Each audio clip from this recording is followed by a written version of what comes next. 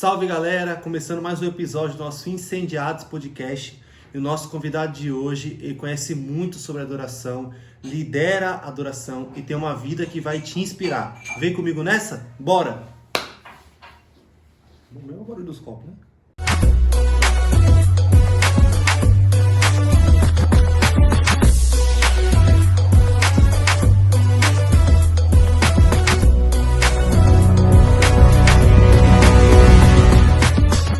E aí galera, começamos mais um episódio e hoje pode ter certeza que vai ser sensacional. Deixa eu te falar uma coisa, já curte esse vídeo desde já, logo de cara. Já curte, deixa o seu like, compartilha com família, com amigo, comenta e bora pra cima. Tô aqui com o Vitão. Vitão, é um prazer receber, tudo em paz, tudo tranquilo? Tudo certo, graças a Deus. Aí sim, hein?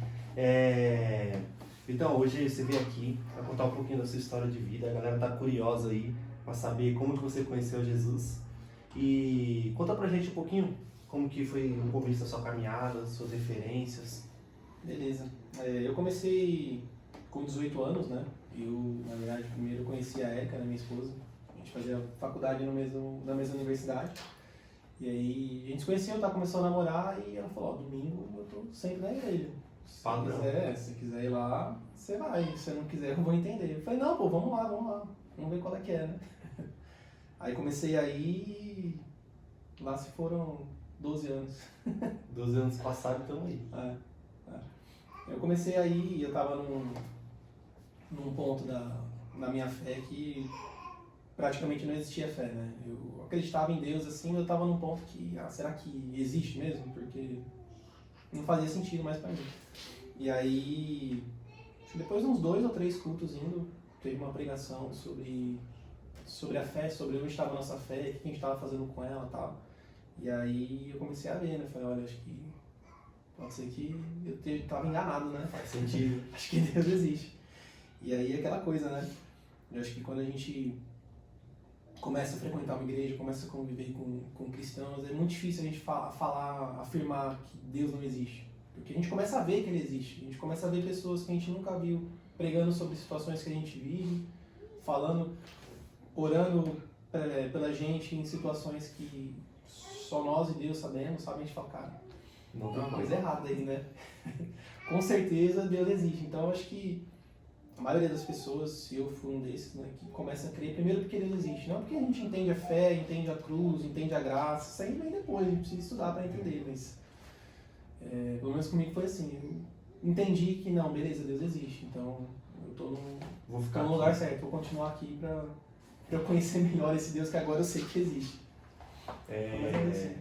E é muito legal isso porque quando a gente está fora da igreja, a gente tem um conhecimento de Deus de crer um conhecimento cultural e chega um ponto da nossa vida, que eu acredito que foi o seu, que a gente começa a ser mais crítico, né?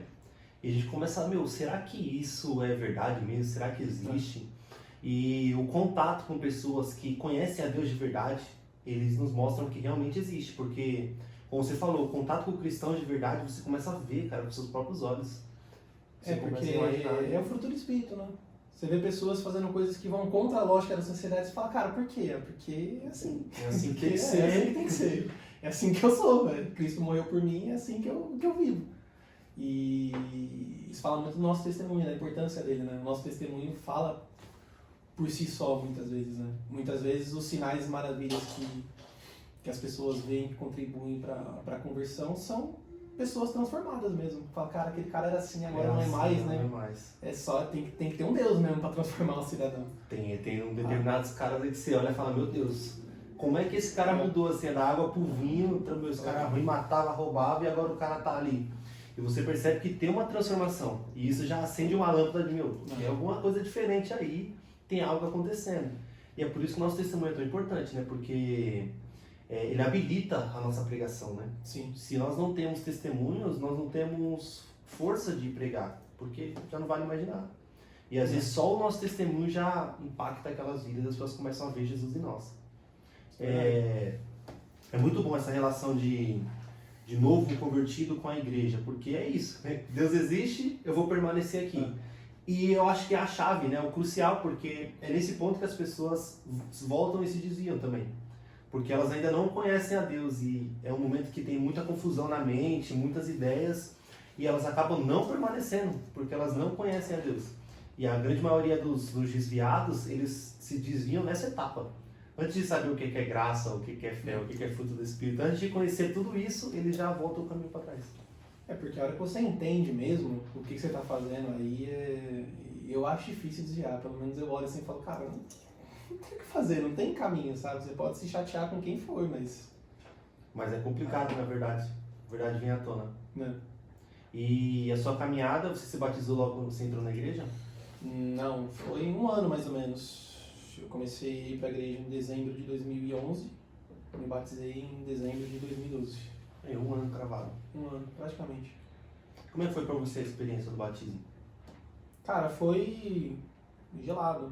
Era dezembro, mas bem gelado. Era dezembro, mas estava frio, cara. Mas foi assim, sei lá, acho que... Tava até falando com meus pais hoje sobre isso, né? Eu acho que é uma experiência que é muito individual, o batismo. Tem gente que sai falando em língua, tem gente que sai chorando, tem gente que, do jeito que tava, sai. Assim, aparentemente, né? Mas a gente sabe que não, né? A pessoa ali, ela morreu e nasceu de novo, é uma nova criatura. Mas é um negócio muito singular, né? Um dia que eu fui tinha muita gente, né? Porque era um ministério que tinha várias igrejas e aí juntava o pessoal. Pessoas para batizar de várias igrejas e juntava num dia só, sei lá, devia ter umas 30, 40 pessoas. Ah, é bastante gente. Era bastante gente, pô. Então era por atacado, né? Não dá tempo nem de você sentir Não dá nada, nem né? Entra, desce, mergulha e sai fora. Vai Vai trocar trocar. muito em línguas, não dá tempo não. Não dá tempo de nada, não. O meu batismo, eu tive um pouco essa confusão interna. Por quê? Comigo foi exatamente assim, eu não senti muita diferença na hora. E a galera que tava comigo lá no dia, os caras levantou dando uma rajada de línguas lá. Aí você olha assim e fala, nossa Deus, rapaz, eu tô aqui não. E nesse dia eu lembro que da minha igreja local só tinha ido eu. E tinha uma galera do restante do ministério lá. E foi assim, o pessoal batizava, o pessoal já levantava lá falando em línguas e eu baixei, levantei e continuou, mas só que a vida cristã foi me moldando, né? Foi me mostrando e me trazendo as experiências e tudo mais com o decorrer. Eu brinco, né, que eu fui ser crente mesmo tem, sei lá, uns 5, 7 anos. Tipo, eu falei, tá, porque todo mundo sempre falava, não, você tem que ter certeza da sua salvação, né? Eu olhava pra mim assim e falava, cara, não é possível que eu tô salvo não, sabe? Mas aí, eu não lembro exatamente o capítulo e tal, mas eu lembro que estudando Romanos, eu parei um dia assim e falei, Deus, eu tô salvo mesmo, cara, agora eu entendi o que eu tô fazendo, o que eu sou cristão. E você vê, Deus tem um negócio particular com cada um, né? Porque não é como se ninguém pregasse sobre isso na nossa igreja, tipo, pregava. Toda hora. O tempo todo, só que, sei lá, às vezes parece que Deus separa um momento específico, não, agora você teve um encontro comigo. Pode não ter sido nada sobrenatural, nada absurdo, mas agora você teve, agora você sabe o que você teve. Aí você fala, não, beleza, agora eu entendi o que eu tô fazendo. E esse encontro pode ser rápido ou pode ser demorado, né? Como na minha vida, na sua vida, eu também demorei bastante para ter esse baque de falar, eu sou filho de Deus, Ele me ama. Aquele negócio que eu tô fazendo, eu preciso viver então, de outra maneira. Aquele negócio tem hora que bate assim, você fala, eu sou filho, o que eu tô fazendo? Agora eu vou ser crente, e isso demora, e é normal, galera, porque tem muita gente que tem uma transformação até imediata. Tem galera que o cara hoje ele não era crente, amanhã o cara já é pregador, o cara tá pregando na rua e a gente vê Paulo na Bíblia, mas também a gente vê Pedro. Então, são referências, é um tempo que é determinado para cada um. Mas é interessante entender isso, porque quando bate essa compreensão, aí muda tudo. E uma hora ou outra vai bater. Bate para todo mundo. Se não bate essa percepção de que, não, eu preciso mudar a minha vida, tem uma coisa errada. A gente precisa realmente avaliar a nossa vida e falar, Deus, olha, eu quero mudar, porque o evangelho é isso, cara, é mudança, é conversão. Convicção do pecado, né? Da maldade. Arrependimento, convicção do pecado. Não tem como você falar, eu sou cristão, mas eu quero continuar vivendo do jeito que eu tô. Não dá, né? Tem uma coisa errada. Não dá. O Espírito Santo, ele nos move a mudança, a luta. Eu costumo dizer que quando existe a luta contra o pecado, ela clara na nossa mente assim, é sinal que nós estamos no caminho. Porque se não tem luta, não tem Espírito Santo. Se o pecado não incomoda... se o pecado não incomoda, não tem Espírito Santo. Errado, né? Agora, se você luta, é sinal que tem alguma coisa ali que faz você lutar. Então isso é um grande sinal. A experiência do batismo é sempre muito marcante, né? É marcante e os primeiros passos, você na igreja, depois você se batizou, como é que você começou a entender mais ou menos como é que funcionavam as coisas? Acho que foi meio natural, né? Porque eu sempre fui muito assíduo, né? Tipo, toda semana eu tava lá, todo domingo eu tava lá. Então foi meio que por osmose, né? Vivendo ali, ouvindo as pregações. Acho que o primeiro grupo foi o de jovens que eu participei. Eu não lembro. Mas enfim, foi convivendo mesmo, convivendo Você com as chegou pessoas. na igreja antes que... Pode deixar claro aqui, galera, o Vitor e eu somos da mesma igreja, viu? Inclusive ele é meu líder no grupo de louvor, nós vamos falar sobre isso, adoração. E nós somos da mesma igreja, só que ele chegou um pouco antes que eu. Vamos até falar um pouquinho antes. daquele vídeo do grupo de pagode que tá. Mano. Vamos deixar até o link aí pra vocês olharem lá e ver a evolução da qualidade musical, qualidade sonora ali, aquele grupo ali. Tá maluco. Mas foi o que fez a gente levantar naquele tempo. Vamos deixar esse vídeo aí, esse vídeo é sensacional, o ícone. Esse vídeo não pode morrer, né? Acho que já tem uns 10 anos esse vídeo aí já. Tem, acho que deve ser 2014, por aí. Tem uns 10 anos, eu tava tocando Minha Lua, mano. Nossa. Minha Lua, tá querendo achar, mano, insuportável. Foi a primeira vez que a gente se apresentou. Foi a primeira tava tocando vez. violão já. Depois, aí o Vitor tava no violão, meu falecido violão me roubaram. Eu falei pra ele, cara, esse violão roubaram, o baixo do Beto roubaram. Roubaram também, é verdade. Coitado, roubaram tudo, roubaram o violão, roubaram o baixo. A Meia Lua sumiu, o pandeiro sumiu, roubaram tudo, pô. Acabou com tudo ali, não, mas tudo se fez novo. Tudo se fez novo.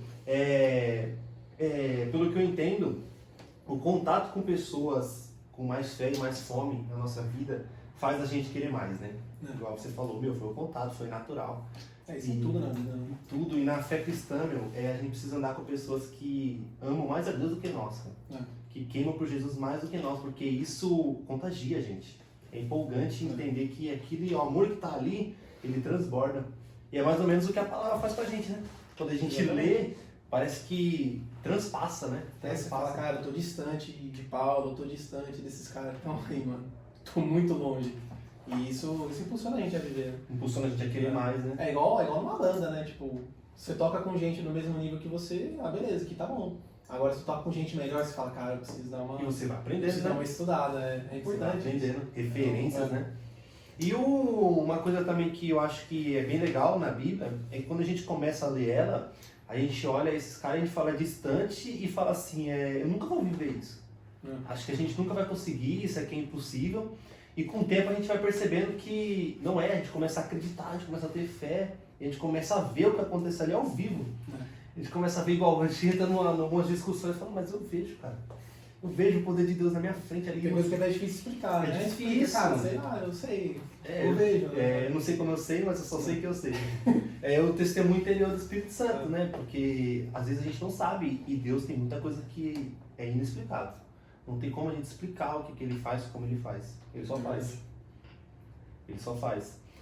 Aí, então, os seus primeiros passos, você começou a tocar, né? Tocava violão. A gente começou nesse grupo de pagode aí, né? Que a gente tinha. Musicalidade máxima. Hoje é a base do grupo de louvor, né? É a base do grupo de louvor. Mas comecei aí, e aí depois o pastor colocou você primeiro, né, no grupo de louvor. Foi, eu aí entrei, eu tocava tocava violão. Guitarra, você né? tocava guitarra? Eu entrei tocando guitarra. Você tava com guitarra, né? Aí eu entrei tocando violão. Fiquei muito tempo assim também.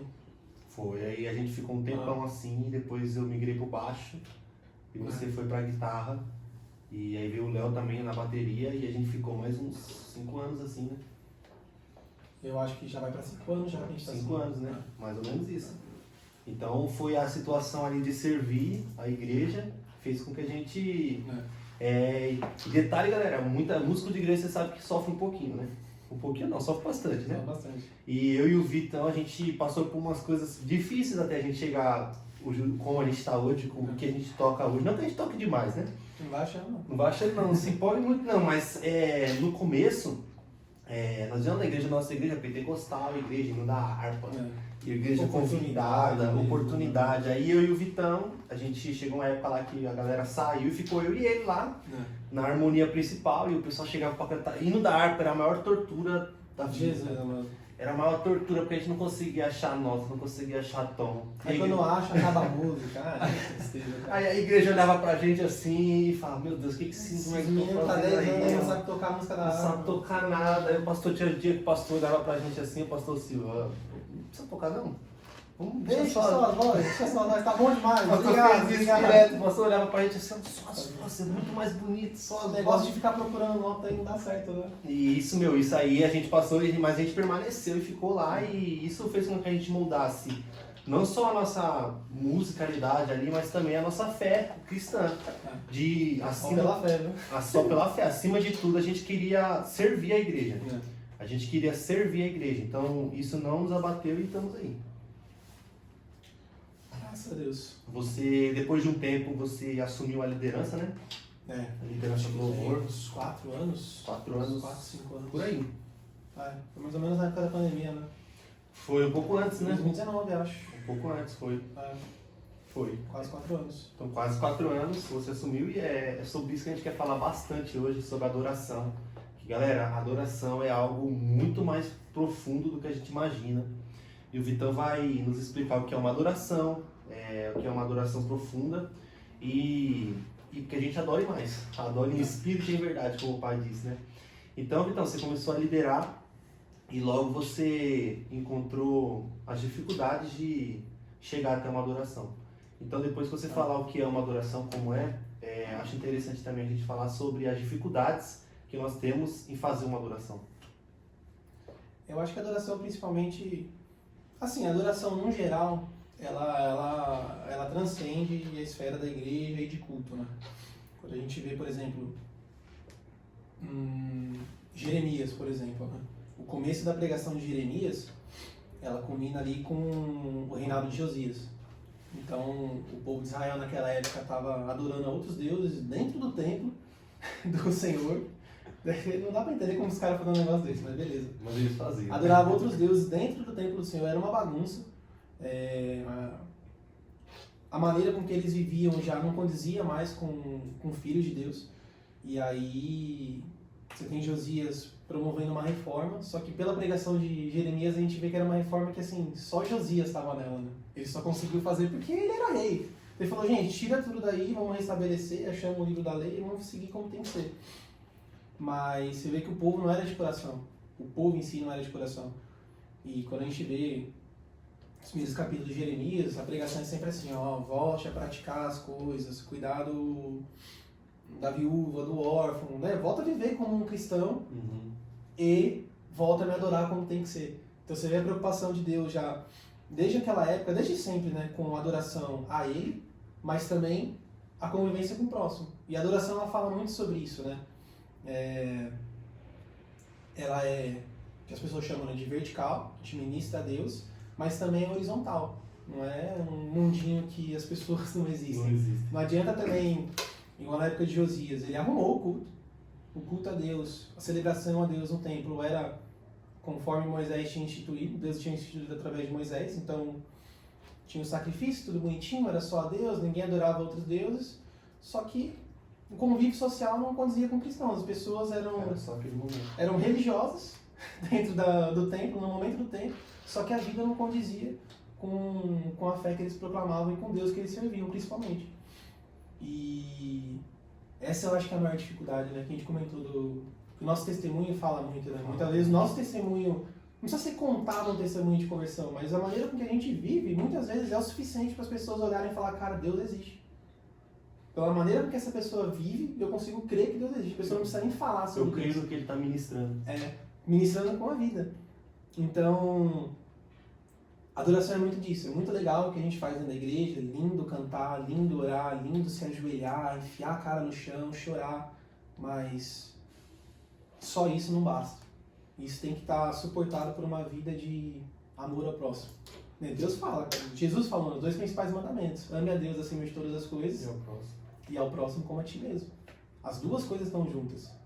Não dá pra você separar, você só amar o próximo, mas também não adorar a Deus. Sim. Ou você só adorar a Deus também e viver como se não existisse o seu próximo. Então a adoração é sobre isso. Se a gente olha as palavras originais em hebraico, em grego, que se referem a adorar, alguma coisa do tipo, elas estão muito voltadas a se prostrar. Se prostrar fisicamente. A gente vê isso no Antigo Testamento o tempo todo, né? Rosto no chão. O povo se prostrar, rosto no chão, é a posição de maior humilhação possível perante Deus. E no Novo Testamento também, a gente tem vários exemplos de Maria, na casa do fariseu, entra, joga com perfume e beija a pé de Jesus, se prostra, seca com o cabelo. Extravagante, né? Um negócio. Então a adoração a gente vê muito assim de uma rendição física, claro, mas também de vida.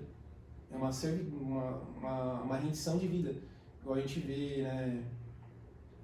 Deus na Bíblia ele critica o povo dele em um certo momento falando que era um povo de dura cerviz, né? A cerviz é isso aqui, então o povo tinha dificuldade de se prostrar.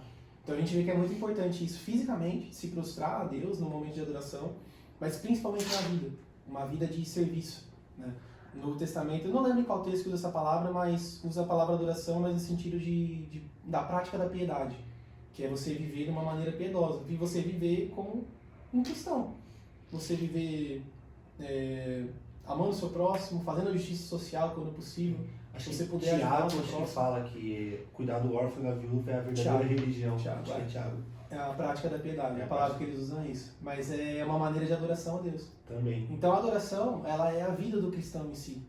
Ela é a vida como uma oferta, né? Então, além de aquele momento ali que a gente está ali para adorar a Deus, sei lá, numa igreja, além daquilo, é um estilo de vida, a adoração seria um estilo de vida. Não é nenhum estilo, né? É a vida mesmo. Porque A o estilo vida. você meio que você muda Você durante muda. a vida, né? É a sua vida. Porque a gente falando do batismo, né? Não é você mais que vive, você morreu. Quem vive agora é Cristo, né? Paulo batia muito nessa tecla. Quem vive é Cristo. Então, se eu fizer alguma coisa ruim, é meu velho homem. Se eu fizer alguma coisa boa, é Cristo. Tanto querer quanto efetuar é Cristo. Então, não tem como separar uma coisa da outra. E é legal que a gente vê isso na caminhada com Deus em tudo, né? Cristo era homem e era Deus. Não era metade, era por completo. A mesma coisa na nossa adoração, ela é por completo. Horizontal com o nosso próximo E vertical para Deus. E a dificuldade, a sua, de nós que estamos ministrando louvor também é fazer isso, né? Mesmo tempo que a gente está em contato com o Pai, a gente está trazendo esse pessoal para fazer a mesma coisa. Porque é doido, né? A gente vê no Novo Testamento. Assim, o Novo Testamento ele pouco fala da adoração pública de música, porque eu ouvi um teólogo falando uma vez que quando a Bíblia ela pouco fala sobre uma coisa no Novo Testamento, é porque no Antigo Testamento ele já foi muito bem esgotado, né? Já está então, claro. Então no Novo Testamento você vê algumas adições, sabe? Como, por exemplo, Paulo falando em Colossenses e Efésios. Pra gente crescer espiritualmente na palavra, falando uns com os outros, com cânticos, salmos hinos, salmos e cânticos espirituais. Então você vê que a gente fala um com o outro. A gente vai adorar a Deus através da música, é uma ótima ferramenta, só que a gente também fala um com o outro com a música. E, de novo, né? Horizontal e vertical. Todo esse tempo esse relacionamento. Né? E realmente no Antigo Testamento fala-se muito sobre isso, né? O tempo todo o povo de Israel ele foi muito doutrinado na adoração, né? E a gente percebia que eles perdiam a mão quase todo o tempo. Eles eram ensinados a adorar, aí aconteceu, os caras criavam um bezerrinho aqui, criavam um negocinho ali, e eles estavam toda hora desviando o foco da adoração. E era gente que viu coisas absurdas de Deus, né? Essa galera aqui construiu o bezerro de ouro. O maná do céu, cara. Não, o maná do céu. Os caras viam uma coluna de fogo. Uma coluna de fogo guiando os caras. Se eu uma coluna de fogo, mano, eu faço senhor, não faço mais nada da vida. Só o que o senhor mandar. Não, é absurdo. E os caras adoravam. Cara. Os caras faziam um bezerro de ouro pra adorar, tipo. Até que ponto o ser humano pode chegar? E ele chega, né? E é por isso que nós não podemos estar presos apenas com experiências, né? Se a gente não conhecer o Pai. Porque experiência por experiência, o ser humano tem memória muito curta. Tem, e a gente não pode basear a nossa adoração. Isso você vê, Deus, ele fala sobre isso desde o primeiro e o segundo mandamento fala sobre isso, né? Quem a gente deve adorar e como, né? Porque Deus fala, você vai amar Deus acima de todas as coisas. E aí depois, o segundo mandamento, acho que é sobre não fazer esculturas nem nada do tipo. Então ele fala que ele tem que ser o centro da adoração, e ele fala como. Ainda fala, não faça ele isso. já fala, não faça isso. Então, a adoração, às vezes a gente pensa que eu tenho que adorar do jeito que eu quero, eu sou livre para fazer. Não, cara, Deus ele sempre foi muito específico na adoração dele, é muito organizado. Você vê, Outra coisa, né, que esqueci de falar da adoração, ela é muito baseada também em relacionamento. A gente vê o relacionamento com o nosso próximo, mas o fato de Deus permitir e instituir coisas para a gente adorar Ele, como foi o tabernáculo de Moisés, depois Davi restituindo, Josias voltando às práticas, os nossos cultos. Você vê, Deus ele sempre instituiu maneiras de habitar no meio da gente e se relacionar. A gente vê isso desde o Éden. O Éden em si era um jardim central onde tinha a árvore da vida, tinha a árvore do conhecimento também, mas tinha a árvore da vida. E Deus descia ali no final de toda a tarde para ter um relacionamento com Adão. A gente vê isso só no momento que fala, né, que Deus no fim do dia desceu para ter com Adão e Adão já tinha comido o fruto e tal, mas você vê que a ideia é que era um negócio constante. Existe um anseio no coração de Deus de habitar entre nós e se relacionar desde o Éden. E aí com a queda de Adão e Eva, deixou de ter um local de habitação de Deus na Terra. Você vê, você não vê mais, você vai lendo por Gênesis, você vê acho que Deus aparecendo para Abraão, acho que uma vez, e depois para Moisés no monte, se eu não me engano.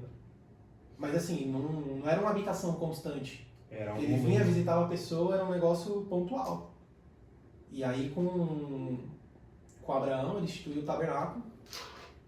E você vê o modelo do tabernáculo, né? Ele era o ato, né? Moisés, pátio. Né? O tabernáculo de Moisés no deserto. Ele era um pátio.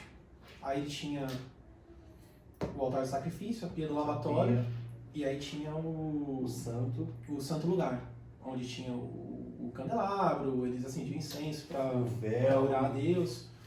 E aí tinha o Santíssimo Lugar. Lá tinha a arca. Lá dentro era a presença de Deus. E aí de novo a gente tem a presença de Deus no meio.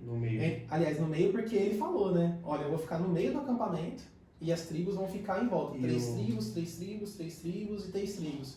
Então ali ele simboliza de novo, né? No Éden, o jardim do Éden e o local que Deus andava era no centro. No tabernáculo de Moisés, a presença, a arca tinha que estar no centro. E isso aponta para Apocalipse, né, 21, que quando descreve o novo céu e a nova terra, tem um jardim central e lá está a árvore da vida. Então a gente vê, não é aleatório. A maneira com que Deus vai habitar no nosso meio, ela é definida lá no céu, e aí teve uma representação no jardim do Éden, uma representação no tabernáculo de Moisés, e a habitação hoje somos nós. E é nesse lugar que tem que estar a presença de Deus, no centro da nossa vida. No centro da nossa vida. Muito bom. Essa é a ideia de relacionamento. E além disso, ele ainda permite que nós tenhamos momentos de encontro de uma maneira diferente, que são os cultos. São os cultos. E às vezes a gente tem um pouco de dificuldade para entender isso, né? E essa que é a maior dificuldade da adoração. As pessoas vão muito para a igreja. O que você está fazendo na igreja? Eu vim buscar uma cura. Eu vim buscar a salvação do meu filho. Eu vim buscar um emprego, estou desempregado, eu vim buscar um sustento. Cara, é válido, é muito válido, mas você buscar, você pode buscar na sua casa, você pode orar na sua casa, em qualquer lugar. Agora, adorar em comunidade, como a gente vai fazer no céu, é só no momento do culto. É só no momento do culto. E a gente pensa no culto, né? Um culto cristão, geralmente ele vai ter oração, os elementos do culto, né? Oração, oferta, pregação da palavra e o louvor. E o batismo, né? E a ceia. Mas o batismo e a ceia não acontece sempre. Não acontece sempre. Então, principalmente oração, oferta, louvor. Isso é o que tem todo domingo em praticamente toda a igreja. E pregação da palavra. Aí a gente pega a oração. A oração é pra Deus ou pra gente? Pra Deus.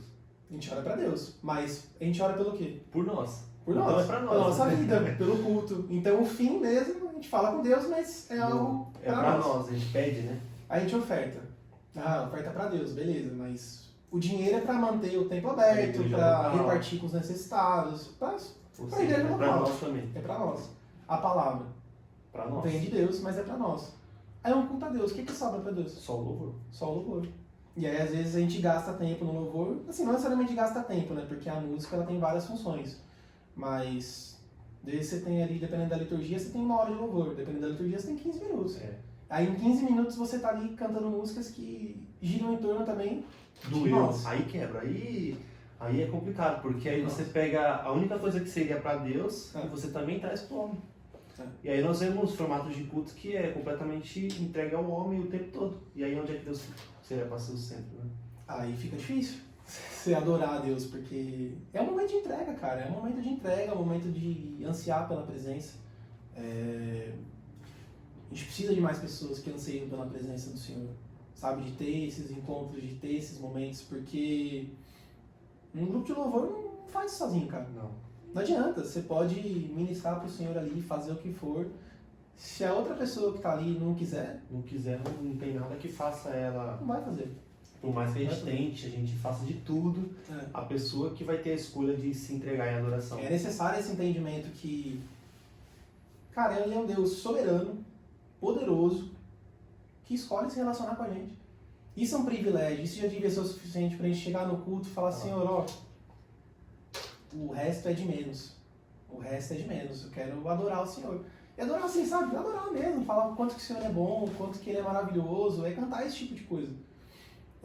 Outras coisas são necessárias também, né? Porque a gente pensa num culto, não tem só pessoas maduras na fé, tem pessoas que precisam de uma palavra de ânimo, que precisam, sabe, conhecer ainda as maravilhas que Deus faz, mas assim, na vida dela, né? Às vezes a pessoa passa por tanta coisa que realmente é difícil adorar, é difícil você ter essa cabeça. Então, tem músicas que são importantes, né? Eu acho que a música ela tem muitas funções no culto. Nossa, a música é algo sensacional. Serve para ensino, serve para consolo, da mesma maneira que a pregação da palavra. Não é uma pregação cantada, né? A ideia é essa, uma pregação cantada. E fica na mente, né? Fica na mente. Meu, o cara canta o hino no começo do culto lá, quando tá no fim do culto a gente lembra o hino que o cara cantou, mas a gente não lembra que o cara pregou. Palavra por palavra não, a gente lembra, pode lembrar o tema geral, mas coisa. palavra por palavra não. Mas o hino, você lembra. O hino, umas músicas foram gravadas aí há não sei quantos anos atrás, a gente sabe ela de cor e tá aqui na ponta da língua. E você falou uma coisa interessante, que é ir pro culto pra se encontrar com Deus, cara. Pra adorar a Deus, pra se encontrar com o próprio Deus ali, cara. E a gente vê igual, você falou do tabernáculo de Moisés. Ali, os sacerdotes entravam lá no Santo dos Santos. E as pessoas chegavam até ali para ter contato com as pessoas que tiveram contato com Deus. Tinha o mediador, né? Tinha o mediador. Aí depois Davi pega e ele coloca a arca na tenda. E aí nós vamos falar de música, ele coloca músicos para ministrar 24 horas por dia em volta daquilo e a presença está ali no meio mais uma vez. Então a gente passa de ele mostra ali como se fosse um padrão do que aconteceria no futuro, que nós não nos encontraríamos mais com pessoas que tiveram encontro com Deus, mas nós nos encontraríamos com o próprio Deus. Nós vamos chegar num culto e ele vai estar ali no centro e nós vamos ministrar ali porque ele está ali no meio. E foi o que Jesus fez, né? O livro de Hebreus é muito sobre isso, né? Para fazer essa relação do sacerdócio levítico com um sacerdócio hoje com Cristo como nosso sumo sacerdote, né? Então você vê, cara, tinha todo um sistema, eram pessoas específicas que podiam ter acesso à presença, e aí, a gente falando no tabernáculo, né, ele tinha portas, né, eram véus, né, eram portas que eram cortinas, vários panos, eram cortinas grossas, lá, né, tinha cores específicas, mas eram três, né, uma para entrar no pátio, né, no átrio, aí passava pelo altar de sacrifício, ia pelo lavatório, aí tinha outra cortina dessa para entrar no santo lugar, e aí tinha do Santo dos Santos, o véu. Na Bíblia não fala, né, mas na tradição judaica diz que essas portas tinham um nome. A primeira era o caminho, a segunda era a verdade, e a última era a vida. E Cristo ele fala que ele era o caminho, a verdade e a vida. Era tudo, né? E aí quando ele morreu, o véu foi rasgado, o véu era a vida. Então quando Jesus foi rasgado, o véu foi rasgado. E essa simbologia, o véu foi literalmente rasgado no templo, né? Mas essa simbologia que Deus usa de ter rasgado o véu, Deus ele fala pra gente, né, cara, hoje o véu tá rasgado, o acesso à presença ele é livre, ele é livre. E mais do que isso, ele fala pra gente entrar com intrepidez na presença do Senhor. E intrepidez, ela fala sobre você entrar com coragem, só que também fala de ousadia, né? Então é sem medo e com ousadia. E muitas vezes a gente entra na presença de Deus, tipo, travado, não sabe bem o que está fazendo. E é completamente o contrário do que Cristo possibilitou pra gente.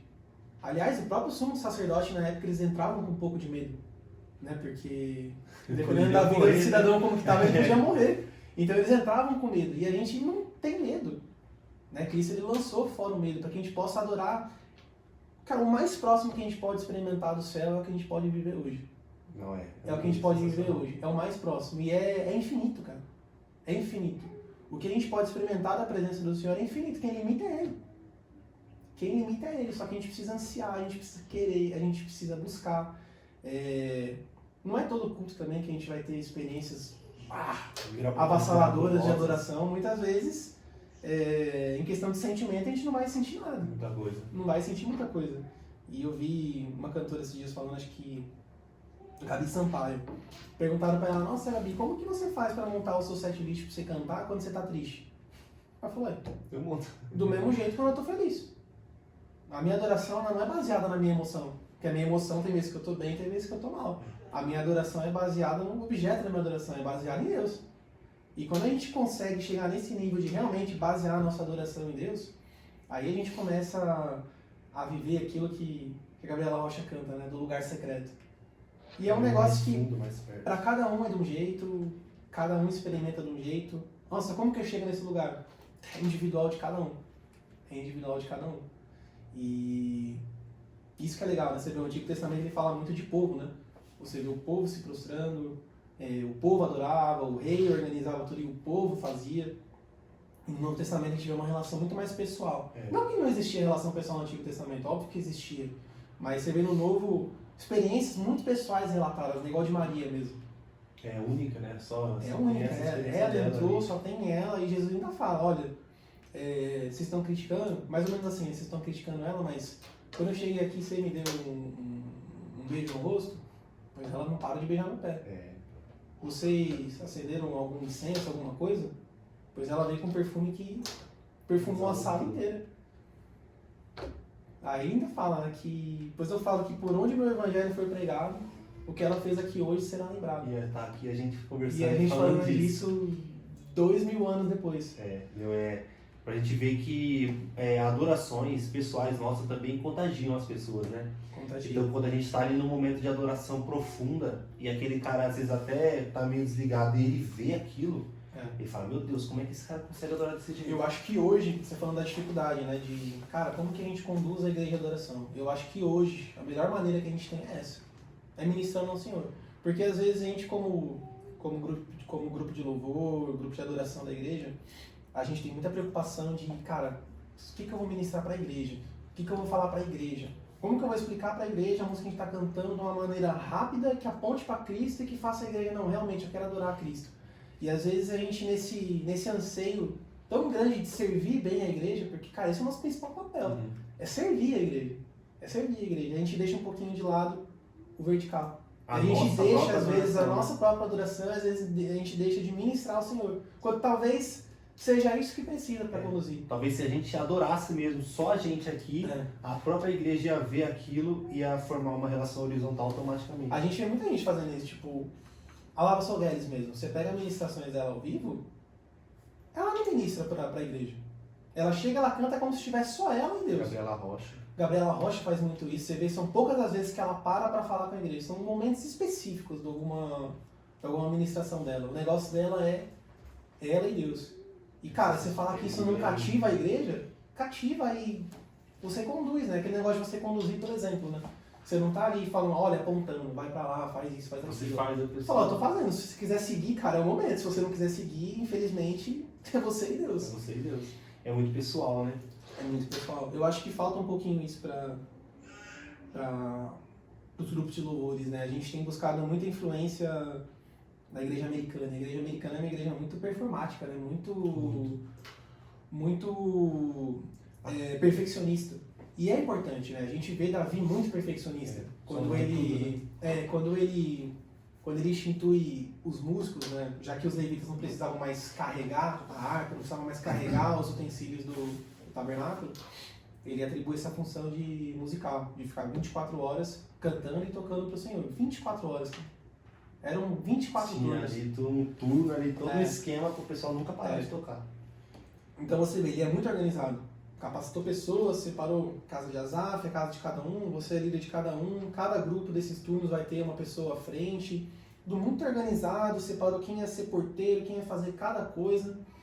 E a gente vê a igreja americana, pelo menos assim, de fora, a gente vê, né, muito assim.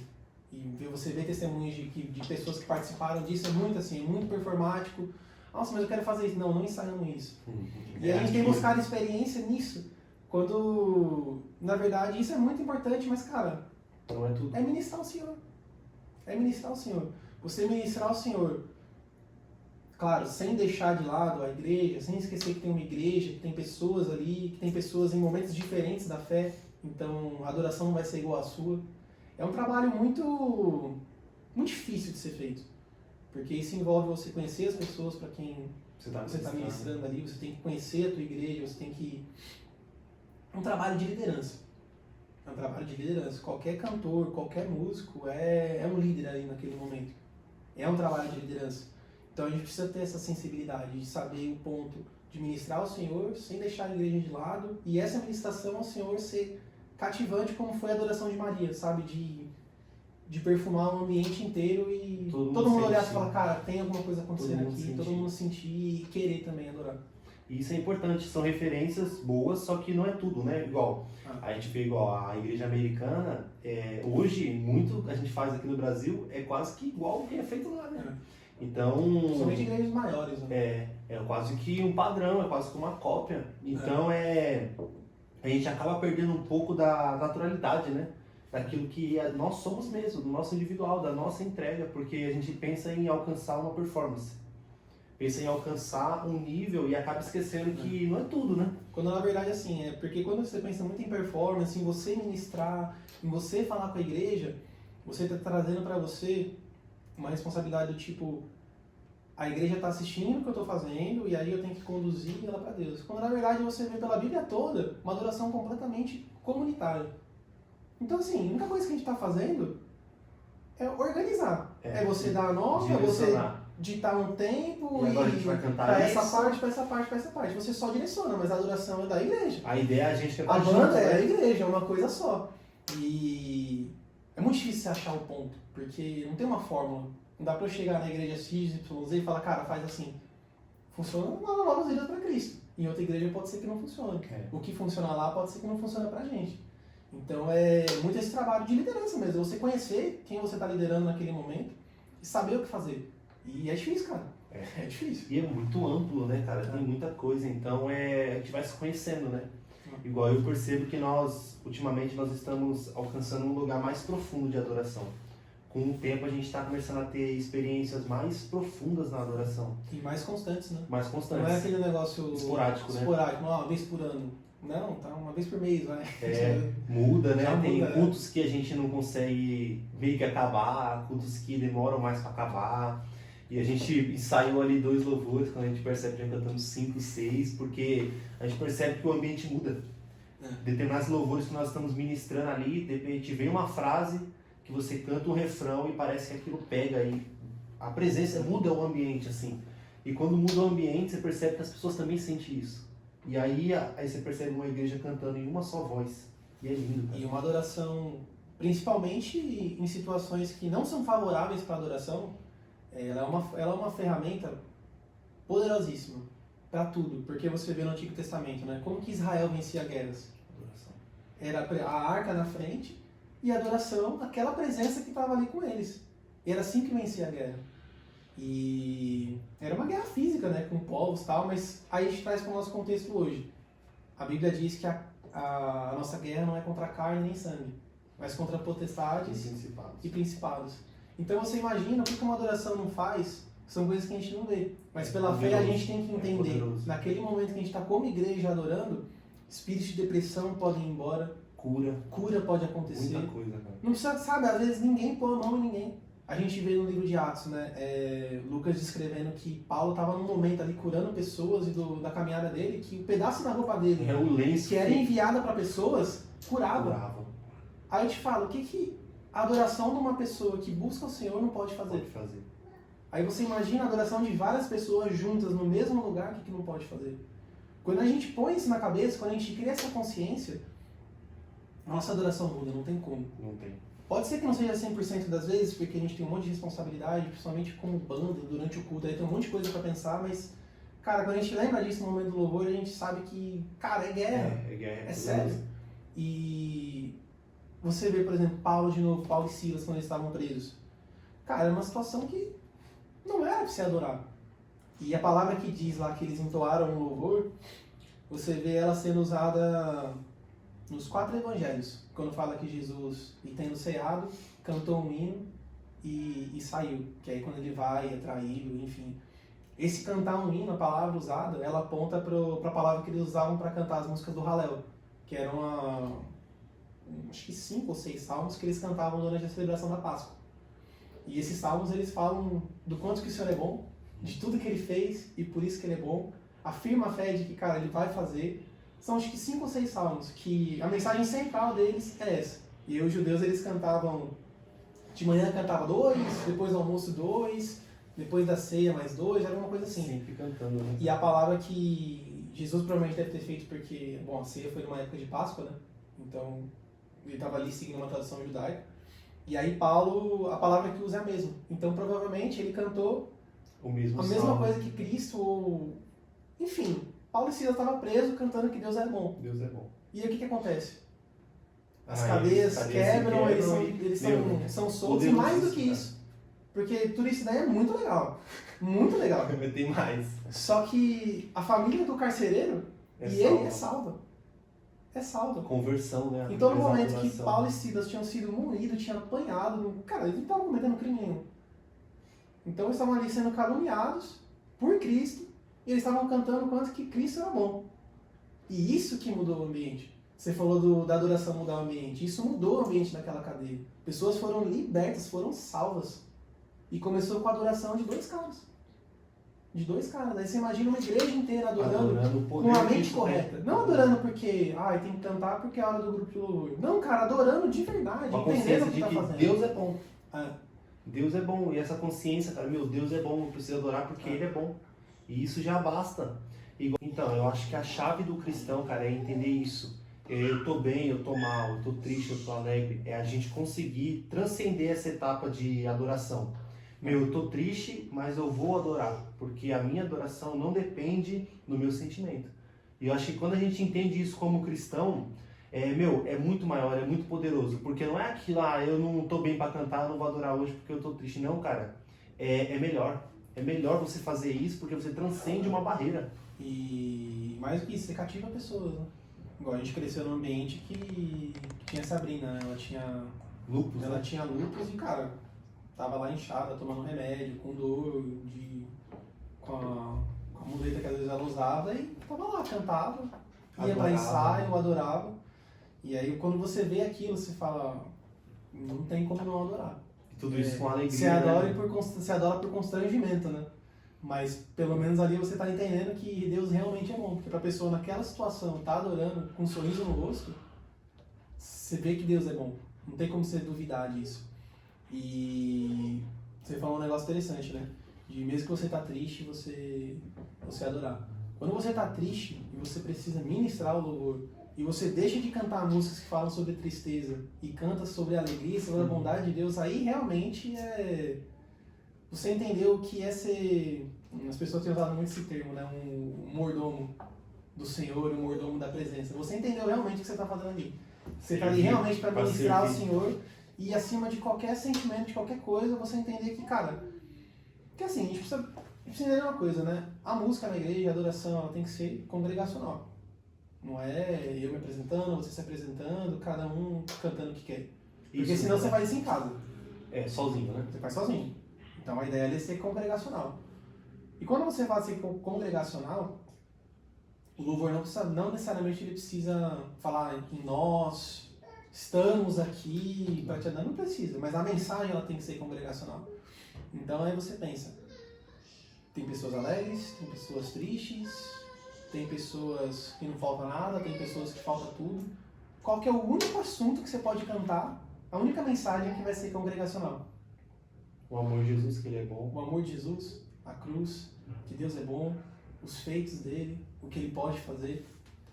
E tudo isso aí acaba levando para a alegria, não tem como. Você entender que você crê, que você serve um Deus que, como Ele disse em Mateus 6, né, que se nós, que somos ruins, somos bons pais e damos coisas boas para os nossos filhos, né? Imagina Ele. Então quando a gente crê nesse Deus tão bom e tão soberano que tudo coopera para o bem daqueles que amam a Deus, quando a gente crê nisso, é fácil a gente adorar com alegria. É relativamente fácil. Então, a gente consegue deixar completamente nossa emoção de lado, nossos sentimentos de lado, e focando simplesmente em quem nós estamos adorando, Aí a gente entendeu. Aí você imagina uma igreja toda com esse fazendo entendimento, isso. o impacto que isso vai causar. Cara, acontece cura, acontece milagre, não tem como. É inevitável, porque por onde Cristo passava, acontecia cura, acontecia milagre. Por onde ele andou nos 3 anos de ministério dele, aconteceu cura, aconteceu sinais, aconteceu maravilhas, aconteceu principalmente conversão. Então, quando a gente está adorando a Deus, e a Bíblia fala, né, que a gente tem 2 ou mais reunidos em nome dele, e essa passagem na Bíblia ela fala de concordância, pessoas em concordância, não é só reunidos em nome de Deus, mas pessoas em concordância no mesmo pensamento, ali ele está. Então, se Cristo está ali e a gente crê realmente nisso pela fé, vai acontecer cura, vai acontecer conversão, é natural. É natural. A mesma coisa que você espirrar um perfume num lugar e o lugar ficar cheiroso. É natural. É lógica. É lógica. O legal da Bíblia é isso. Tudo é muito lógico. Pode parecer que não, né? Que é uma fé cega, mas é tudo muito lógico, é tudo muito ligado. Então, e Cristo é fiel e verdadeiro na palavra dele.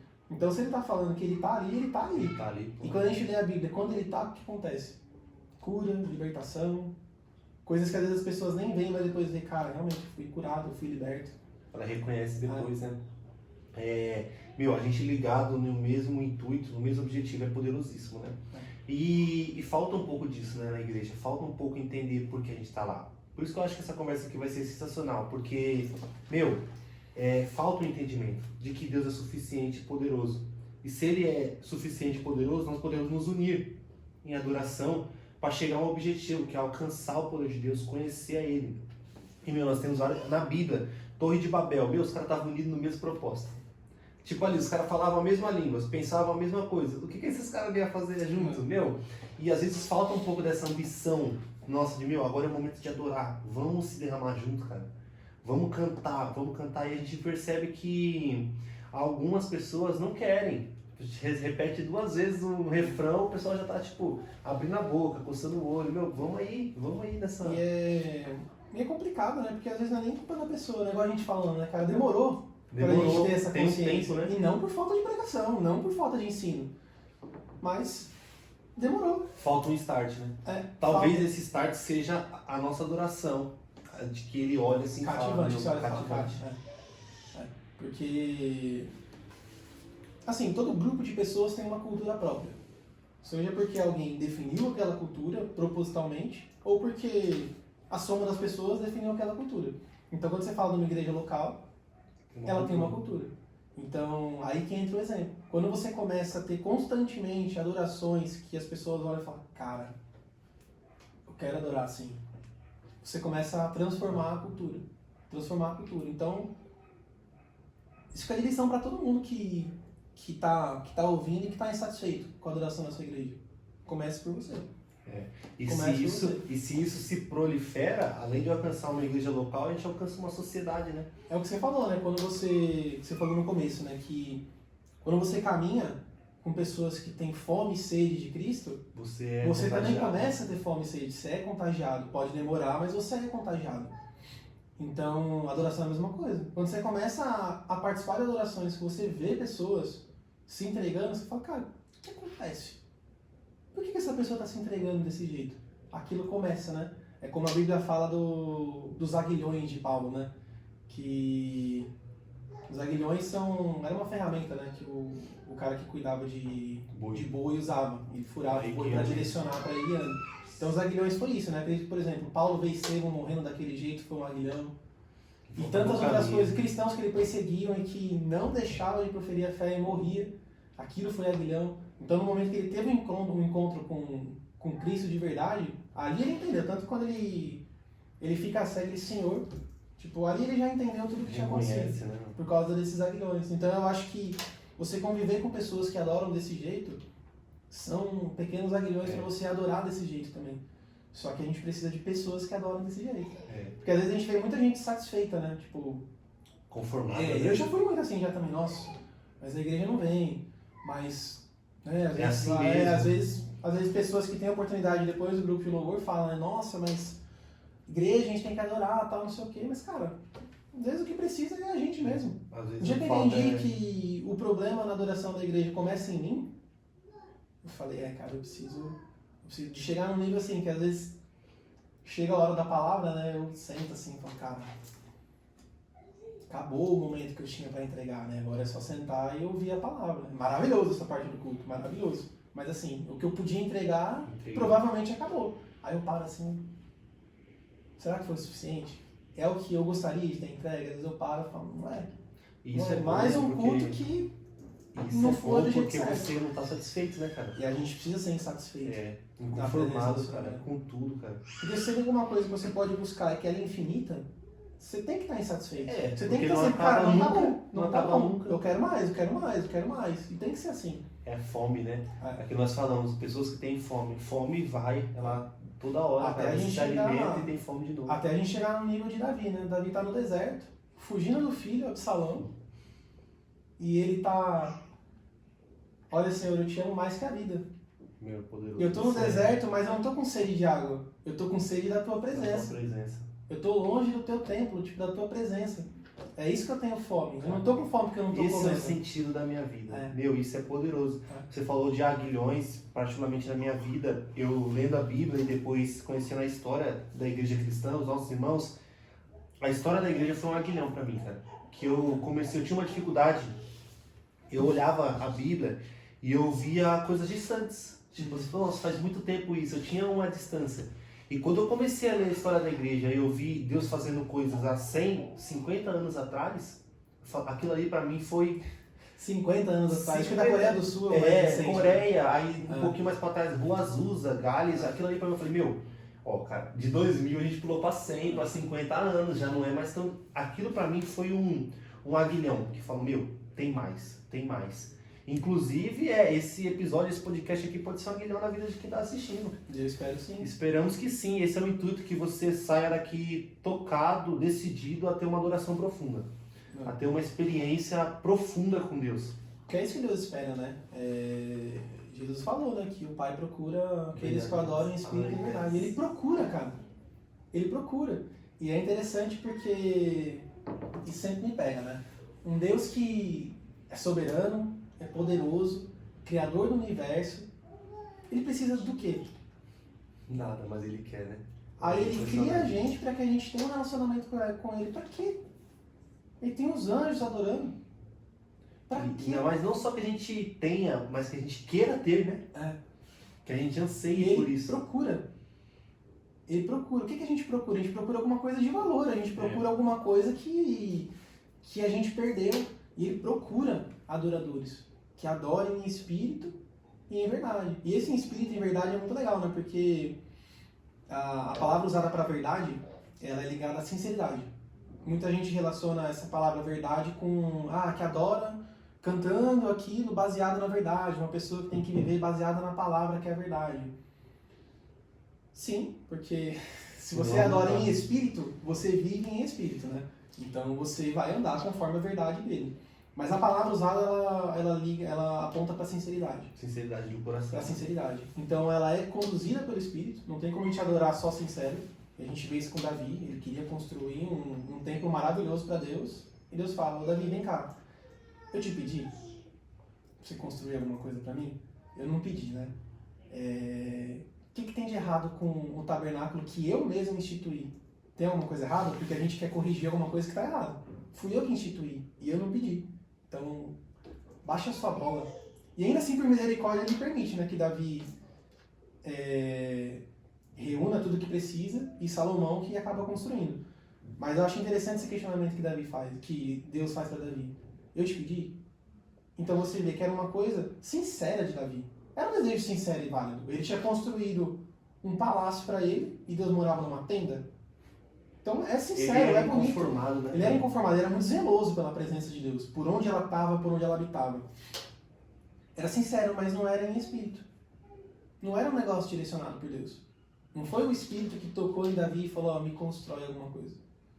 E Deus não, ele quer em espírito e em verdade. Então, precisa ser sincero? Precisa. Deus olha para o coração? Olha, mas o coração é enganoso. Aquilo que é bonito pra gente pode não ser o que Deus espera. E às vezes a gente acha que porque, não, mas é bonito, tem resultado, eu vim em igreja A, B e C. Cara, você vê Moisés. Deus fala pra ele, Moisés, vai lá e fala a pedra. Pra sair água.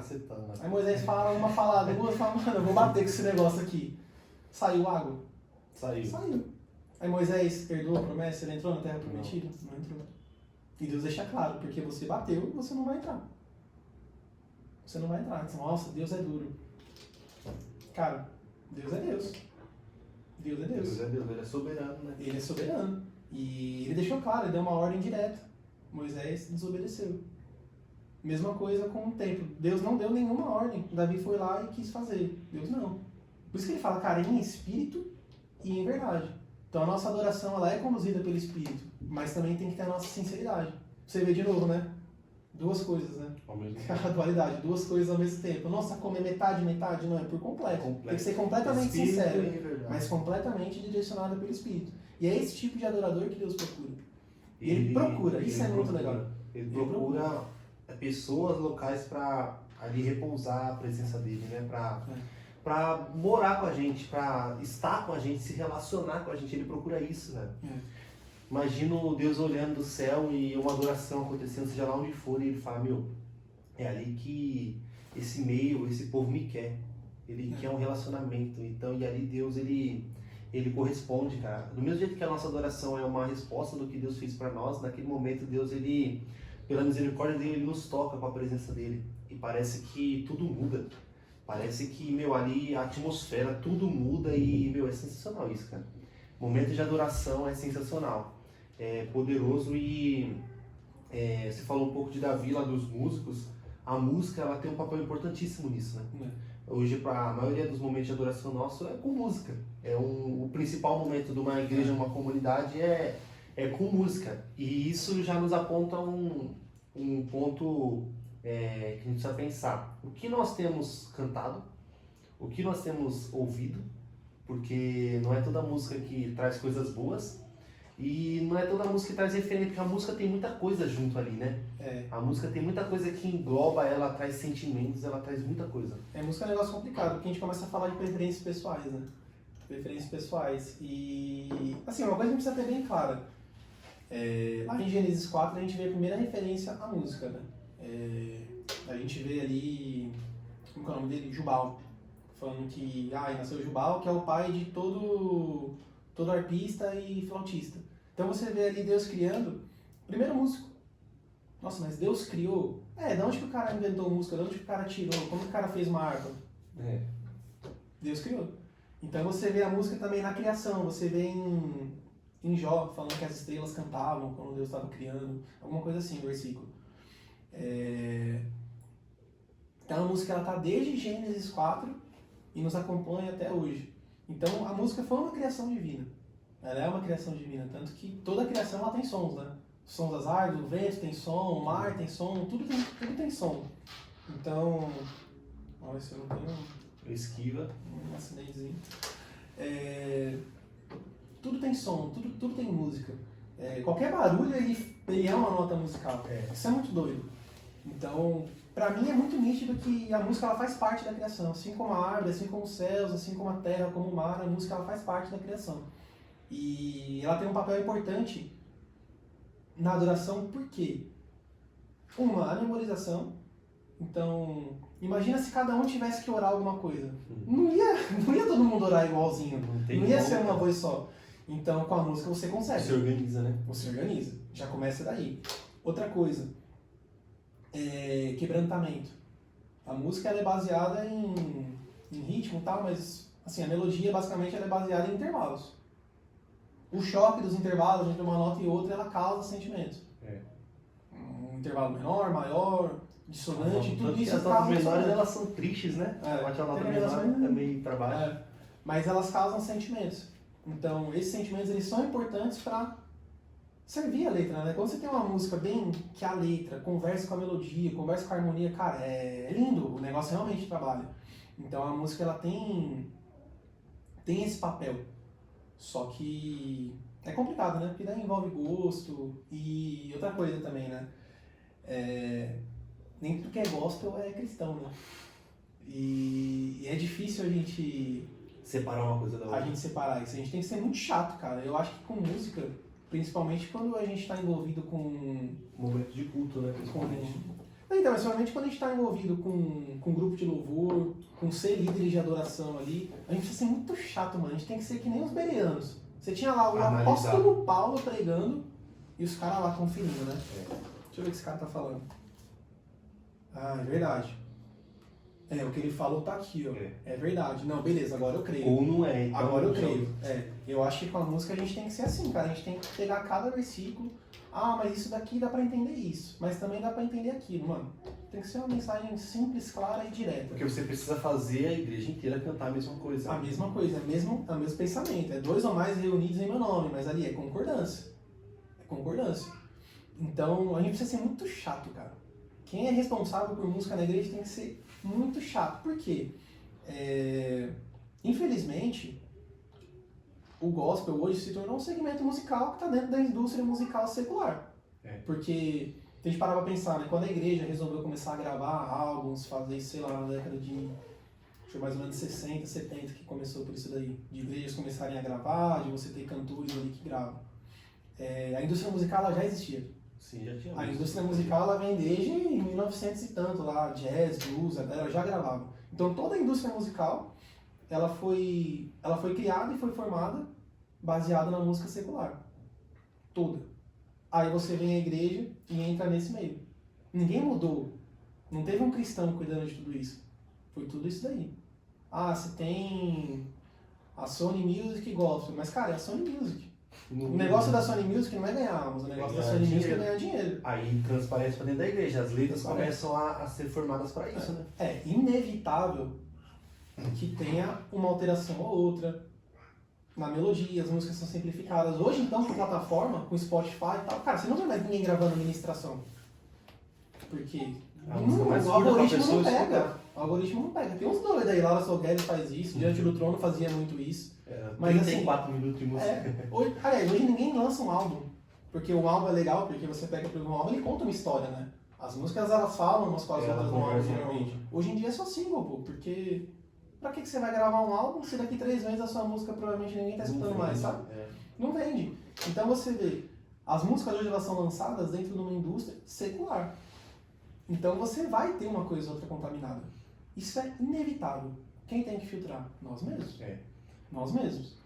E olha, tomara a Deus que... A gente já vê já esse movimento, né? De cristãos parando um pouco às vezes de cantar e abrindo produtoras, abrindo seu selo próprio para não depender de nada secular, tendo seu sistema de lançamento próprio para você poder ter um sistema puro. Limpo. E é o que a gente precisa, porque, sabe, sem agenda, sem ganhar dinheiro, cara, divulgar essa música aqui pra Cristo ser conhecido. A Laura Salgueiro lançou um álbum, esse é o primeiro álbum dela, né? Porque ela era só single, ela apareceu com Entre os Braços, Santo Espírito, e aí ela lançou um álbum agora mesmo de estúdio. Cara, você ouviu um álbum dela, você fala, mano, isso aqui não vende. Você não vai ver ninguém cantando em igreja, porque são músicas muitas vezes, tipo, como se fosse Deus falando com a pessoa. Sim. Então ela ministrando na vida das pessoas. Música ela ministrando pra Deus. O álbum, a abertura do álbum já é uns 6 minutos dela ministrando pra Deus. Mas tem aquilo da adoração pessoal, né? Tem muita adoração pessoal, mas também tem muito de Deus falando, aquele acalenta, ela passando uma mensagem. E você vê, mano, o álbum, a gravação dele, juntou ela, a banda numa sala, é uma gravação ao vivo, 100 pessoas, mas assim, ao vivo. Juntou todo mundo, gravou, editou, materializou, é isso. E, cara, glória a Deus por pessoas que lançam esse tipo de trabalho. Porque é uma coisa que veio se perdendo, né? Tinha muito isso nos anos 2000. Diante do Trono fazia umas doideiras dessas, umas ministrações de 10 minutos, 15 minutos.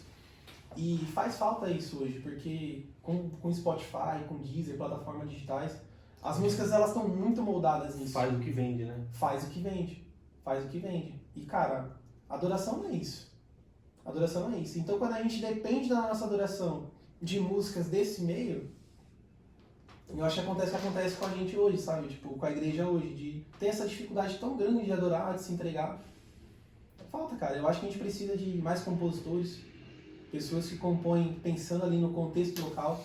Porque assim, cara, a gente é um grupo de louvor, a gente está servindo a nossa igreja local, a gente não é uma banda, não se apresenta em lugar nenhum. Então, cara, a gente precisa pensar em músicas que sirvam ali. Aliás, a Betel mesmo, as músicas deles, muitas músicas são pregações. São séries de pregações que eles escrevem, musicalizam, é o contexto deles. Pela misericórdia de Deus, tem ganhado o mundo. Mas são o contexto deles, são eles servindo a igreja local.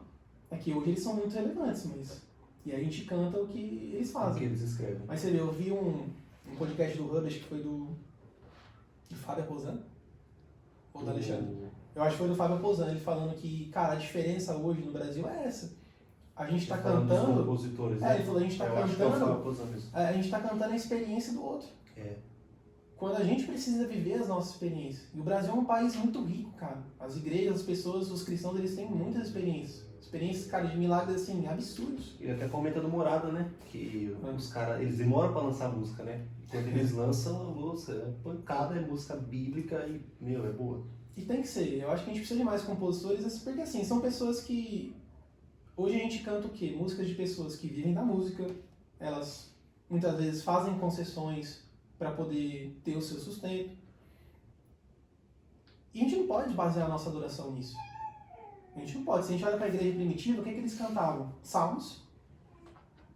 Cantava salmos, então músicas que o próprio Deus inspirou para serem cantadas e eternizou na Bíblia. Cantava hinos, provavelmente eram músicas que eles compunham e cânticos espirituais também.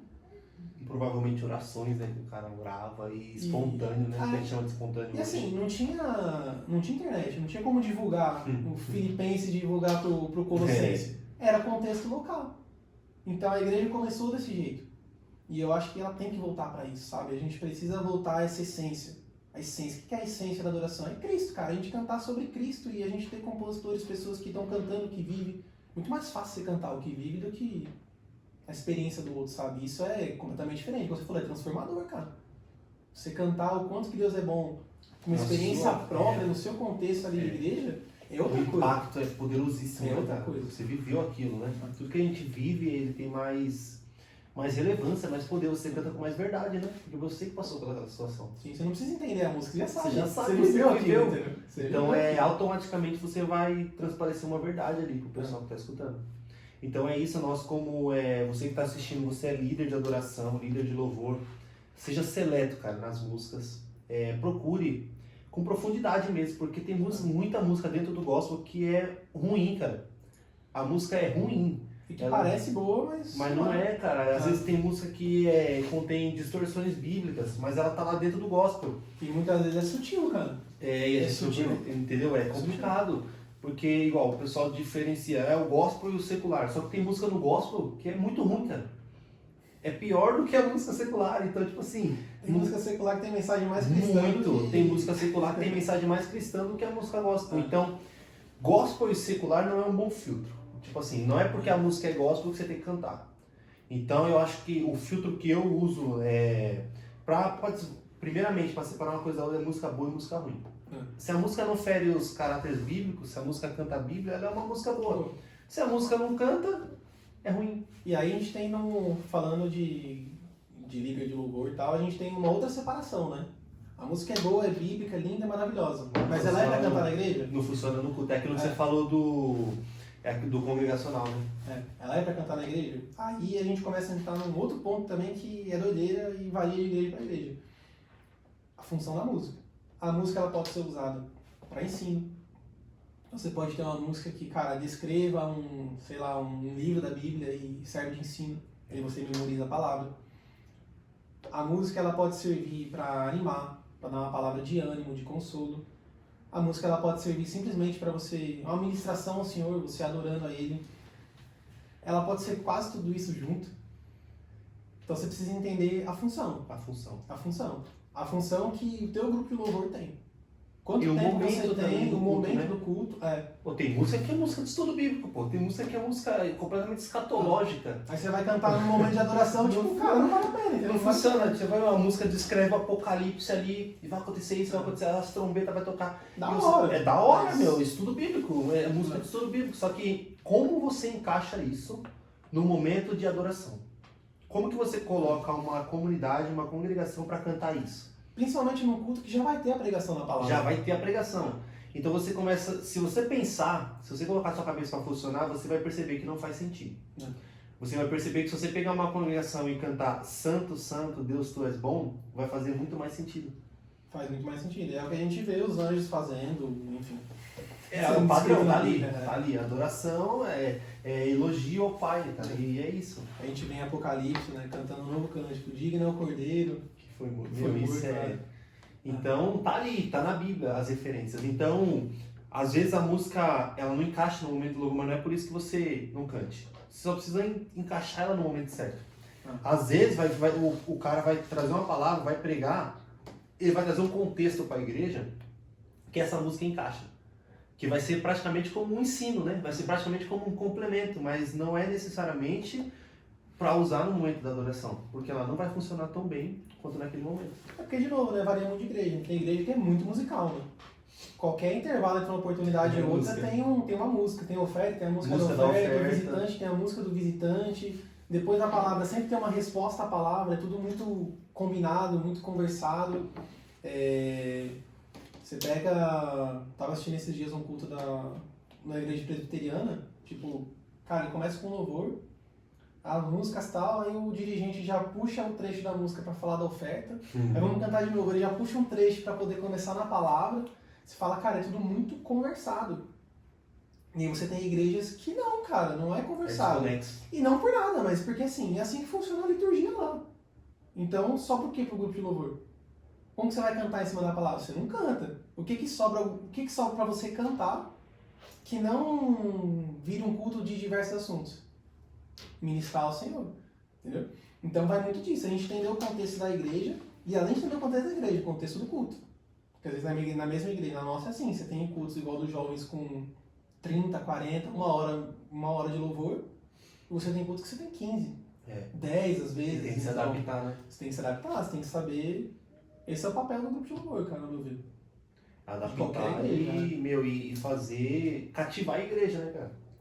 E eu acho que ser intencional na vida cristã em geral, mas também nos cultos, ser intencional no que você vai fazer, cara. Igual, cara, vamos preparar um culto, vamos preparar um louvor. A mensagem tem que estar interligada ali, né, meu? Você tem que dar um jeito de contar uma história pro pessoal, para que a pessoa... Porque se você começa a falar de muitos e muitos assuntos, para aquele cara que tá ouvindo e talvez não tenha essa mentalidade mais madura que a gente tá conversando aqui, ele fica voando, cara. Desliga, né? Ele desliga, porque, ele começou falando de uma coisa, daqui a pouco cantou um hino, que tá contando outra história. E, esse cara vai se desligando, esse cara vai ficando distante, né? E a gente tem que pensar nessas pessoas, cara. Ao mesmo tempo, se você muda isso do nada na igreja, todo mundo se desliga, porque é uma quebra de paradigma. Então, tudo tem que ser feito com muito cuidado. Na verdade, é tudo muito difícil, né? É tudo muito difícil. Porque, de novo, música, né? Você começa a envolver gosto, cultura. É complicado, cara. Paciência, problema do grupo de louvor de cada igreja. Cabe a gente entender. E entender que nem sempre os nossos gostos vão fluir, né? Às vezes a gente vai cantar um louvor que a gente não curte muito a levada dele, mas a gente em comunidade vai adorar ali junto. E da mesma forma, nós precisamos aprender a ceder, cara. Aprender, o louvor tá cantando, às vezes um hino, eu não gosto de igual worship, a gente toca muito worship, eu não gosto de worship não. O cara não adora porque eu não gosto disso. Entendeu? Aí é complicado. É o que você tá cantando, é a mensagem. Então, mais importante do que o ritmo, a levada, é o que está sendo cantado. É o objetivo, né? De novo, a gente volta para a adoração. Independente de emoção, de sentimento, de gosto, cara, é o momento do que você está fazendo, que é adorar e ministrar ao Senhor. Então, e a gente volta de novo, né? Passar por cima do nosso eu, da nossa vontade, né? Isso é maravilhoso, cara, maravilhoso. E a gente entender também que, assim, não é só quem tá cantando que tem todo esse papel, mas, sei lá, a Bíblia não diferencia músico de cantor. É uma coisa só. Quando você vê lá em 1 Crônicas, acho que a partir do 15, né, começa a falar de Davi instituindo o culto agora, e a arca tinha voltado, né, e ele fala dos músicos. Aí ele fala que separa Asaf para cantar com símbolo. Aí separa fulano para cantar com as vozes. Então ele trata tudo como cantar. Divisão de vozes. Tudo do mesmo jeito. Você não vê... Ela tá separada as vozes, né? Separa, cantar... eu não lembro a palavra que usa, mas agudo, enfim, ele separa. Então você vê, desde lá, a importância do músico que vai tocar um instrumento, do músico que vai cantar, é exatamente a mesma. o papel é exatamente o mesmo. E às vezes a gente tem essa divisão, né? Não, é quem vai cantar que tem essa responsabilidade de buscar o Senhor. Quem toca só tem que não atrapalhar. Não, cara. O nosso papel é exatamente o mesmo. Enquanto um está ministrando com a voz, o outro está ministrando com o baixo, com a guitarra, com a bateria. É exatamente o mesmo. E falta um pouco. É muito cultural isso daí também. Essa consciência. Porque a gente vê na Bíblia o tempo todo. Você vê. Saul, quando estava perturbado pelos espíritos, chamou um músico. Trouxeram Davi. E aí Davi tocando a harpa, os espíritos vão embora de Saul. Aí você vê Eliseu, quando os reis lá pedem um conselho para ele, aí ele, beleza, me traz um músico aqui então. Algumas traduções falam tangedor, né? Mas me traz um músico aqui. Tangedor é quase tão feio quanto tocador, né? Nossa, tocador, Jesus amado. Tocador não dá, né? Me traz um tangedor aqui. Aí na palavra fala, né? Aí o cara tocando, aí o Espírito de Deus veio sobre Eliseu, e aí sim ele profetizou, né? Que é falar inspirado pelo Espírito. Nossa. E aí sim ele profetizou. E aí, de novo, né? O poder que tem, você imagina, uma igreja toda reunida, em espírito e em verdade, cantando em uma só voz, com uma só mente, que está ali para adorar o Senhor, com cantores que buscam e cantam aquilo com verdade, com sinceridade, que buscam o Senhor não só no momento do culto, porque o momento do culto é a ponta do iceberg, cara. São 2 horas da nossa semana. A gente tem toda uma semana que a gente tem que buscar o Senhor. Então você imagina cantores que buscam ao Senhor durante a semana, que tem essa consciência de adoração, que conhecem o que é estar na presença de Deus e ali no santo lugar, ministrando ali com as vozes e organizando as vozes. Aí você tem músicos com essa consciência de que, cara, eu sou um tangedor. O meu instrumento ministra. Eu sou um tangedor. Da mesma maneira que o cidadão está ministrando com a voz, com a corda vocal, eu ministro também. Eu ministro também. A gente tendo essa consciência, todo mundo junto, cara, imagina o que não pode fazer. De novo, se um pedaço de roupa de um homem ungido que buscava o Senhor curava, você imagina um momento desse, cara. Você imagina um momento desse. Então a gente precisa de pessoas que valorizam isso, a gente precisa de pessoas com essa consciência. E é muito difícil, né? Porque tá cada um num momento da fé, tá cada um numa caminhada. Aí você tem líderes aprendendo a ser líder. A gente sabe que é difícil, que a gente aprende na caminhada, a gente aprende apanhando. Então precisa disso, cara. A gente precisa, como pessoas envolvidas numa parte tão importante do culto e que tem tanta confusão, a gente precisa estar muito pautado na palavra, estudar muito bem, ter muita certeza do que vai falar, porque imagina, né? Nós somos líderes de líderes. Eu no grupo de louvor, eu sou líder de líder. Eu sou líder do grupo de louvor, mas cada integrante ali é um líder da administração, da adoração ao Senhor. São líderes ali. Então, a gente precisa ter muito cuidado com o que vai falar. Eu tenho passado um tempo que eu tenho preferido ter muita certeza do que eu estou falando, ao invés de falar. Porque às vezes eu lembro de coisas que eu falo e falo, cara, hoje eu não concordo tanto assim com o que eu falei. Comigo mesmo. Então, para não ficar nesse negócio de fala uma coisa, desfala, eu falei, não, Senhor, eu vou estudar, eu vou entender realmente o que a tua palavra diz sobre isso que a gente está fazendo, para depois eu pensar em falar, em instruir, em fazer, porque, cara, é muito perigoso. É muito perigoso. A gente já tem muita gente fazendo coisa errada já por aí, nas igrejas por aí, a gente tem muita gente com a cabeça errada, então a gente precisa de pessoas que, beleza, colocar as coisas, vamos voltar à essência, né? Onde está a essência? Está na palavra. Vamos entender o que a palavra diz. Tá, tudo bem, entendi. Como que eu vou passar isso? Vamos fazer e vamos passar, porque é fundamental. Uma igreja saudável, ela tem uma adoração saudável. Eu não lembro quem que falou isso, cara, que pra você saber como que é a teologia da igreja, você precisa ver o que ela canta. E isso é muito perigoso, cara, porque é verdade. É verdade. Quando a gente fala de sentimentos, de gostos pessoais como a música, você gosta daquilo que você está vivendo, daquilo que você acredita. Você acredita. Então, quando você canta coisas, o que você acredita está envolvido naquilo. Por isso disso, né? Então, o que a igreja canta fala muito sobre o que é pregado na igreja. E você vê a importância. Para mim, a música e a palavra, elas andam juntas. Elas andam juntas. E a música ainda é mais perigosa ainda, né? Porque é uma palavra que a pessoa vai lembrar durante a semana, cada palavra que cantou. Então, é uma responsabilidade muito grande. Pensando em tudo isso, se é que esse podcast já não é um conselho imenso, qual que é o maior conselho que você daria para esses líderes de líderes que cuidam dessa parte do culto? Cara, mergulhar na palavra e na oração. Primeiro assim, né? É ter uma vida devocional com o Senhor diária. E isso hoje em dia acho que talvez seja uma das coisas mais difíceis da gente fazer, porque o tempo hoje é muito, muito escasso, né? Então, cara, a gente precisa arrumar tempo, a gente precisa organizar a vida de uma maneira que a gente consiga buscar o Senhor diariamente. Já começa por aí. Segundo, mergulhar na palavra. Fala, Senhor, o que a tua palavra fala? Se eu tô com dificuldade, vai estudar, procura curso, tem um monte de gente vendendo curso sobre isso e coisas relevantes, cara, coisas relevantes mesmo. Então vai estudar, vai aprender, porque é fundamental. E terceiro, cara, a gente tem que amar a presença, a gente tem que amar adorar o Senhor. Então, às vezes a primeira vez que a gente lidera é na igreja, né? Então, cara, a gente precisa aprender. Escola imensa, né? Você tá aprendendo um monte de coisa pra você poder ensinar. A caminhada cristã é isso, né? A gente está constantemente aprendendo e sendo transformado. Maravilha, muito bom. Então, obrigado por essa conversa, por esse aprendizado. Galera, eu queria que você comentasse aí a sua experiência, o seu testemunho que você já teve em momentos de adoração. Deixe o seu comentário aí, porque é um assunto relevante, é um assunto complexo e um assunto que precisa chegar ao nosso entendimento. Muito obrigado se você chegou até aqui, assistiu esse vídeo. Deus abençoe a sua vida, a sua casa e lembre-se, você acabou de ser incendiado pelo amor de Jesus. Um abraço.